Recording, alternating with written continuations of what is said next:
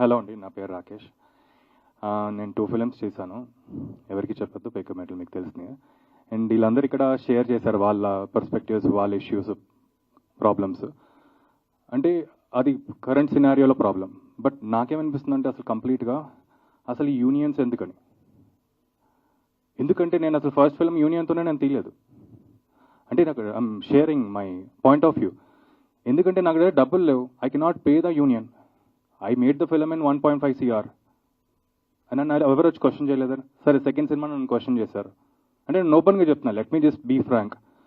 పేక్మేడ్లు అనే సినిమా సరే యూనియన్ ఇంకా నాన్ యూనియన్ కలిపి చేశాను. నాకు అది 2.5 crore అంత అయింది. నాకు నష్టపోతే నాకు ఎవరు వచ్చాయని చేయలేదే. ఇప్పుడు నేను మొత్తం యూనియన్తో చేశాను. 8 crore అయింది నాకు. అంటే నేను ఆల్మోస్ట్ 1 year నుంచి నేను ఆ 8 crores బిజినెస్ చేయడం నా వల్ల అవ్వట్లేదు. మీకు బిజినెస్ అవుతుందని తెలుసు, అసలు ఎవరికైనా బిజినెస్లు అవ్వట్లేదు చిన్న సినిమాలకి. ఇప్పుడు ఓటీటీ ప్లాట్ఫామ్స్ లేకపోతే శాటిలైట్కో వెళ్తే స్టార్ క్యాస్ట్ అడుగుతున్నారు. వాళ్ళెవరు కంటెంట్లో ఏం ప్రిఫరెన్స్ ఇవ్వట్లేదే. వాళ్ళ ప్రిఫరెన్సెస్ మారిపోయినాయి ఎప్పటి నుంచో, పోస్ట్ కోవిడ్ నుంచి. ఇప్పుడు మేము ఇలా సినిమా ఇప్పుడు నేను ఎలా బిజినెస్ చేయాలి నేను? సరే, ఇలాంటి పొజిషన్లో నేను సరే యూనియన్కి నేను అందరు కట్టుకుంటే నేను చాలా జెన్యున్గా నేను చేస్తే ఇప్పుడు నేను స్టే కట్ నేనే ఉన్నా కదా. నాకు ఎవరైనా వచ్చి చేస్తున్నారా? నా ప్రొడ్యూసర్స్ కౌన్సిల్ వచ్చి చేస్తారా? నాకు ఇప్పుడు ఆ 8 crores స్టేక్ నాకే కదా. ఇంకొక ప్లస్ 2 crores వేసుకుని ఇంకొక 10 crore నేను ఇప్పుడు మార్కెటింగ్ పెట్టుకోవాలి.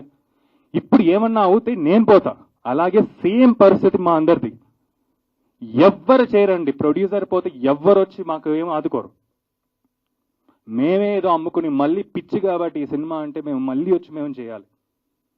అసలు నాది ఏంటంటే అవును ఇప్పుడు పోయిందండి. నాకు నిజంగానే ఒక సినారియో, నా సినిమా పోయింది. నెక్స్ట్ సినిమా 50 lakhs ఉంది. నేను యూనియన్ ఎందుకు పెట్టుకుంటాను? యూనియన్ పెట్టుకోలేను నేను. But I want to make a film.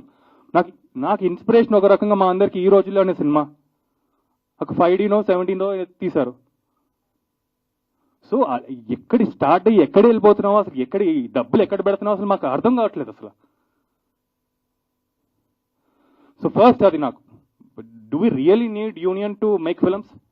Are can we please consider union and non union? Or కంప్లీట్గా నాన్ యూనియన్ వెళ్ళిపోవచ్చా అనేది? Why can't we consider that? And second point, call sheets. పొద్దునే 7 నుంచి 6 వరకు, 6 to 6 ఒక call sheet అనుకోండి. ఎవరు వస్తున్నారండి 6కి? అసలు ఎవరు స్టార్ట్ చేస్తున్నారు 7 o'clockకి? ఎవరు చేయట్లేదు. నేను వచ్చి కూర్చుంటాను లాస్ట్కి. నేనే డబ్బులు పెట్టుకుని, నేనే ప్రొడ్యూసర్ కాబట్టి. ఎవరు వస్తున్నారు? ఎవరు రావట్లేదే.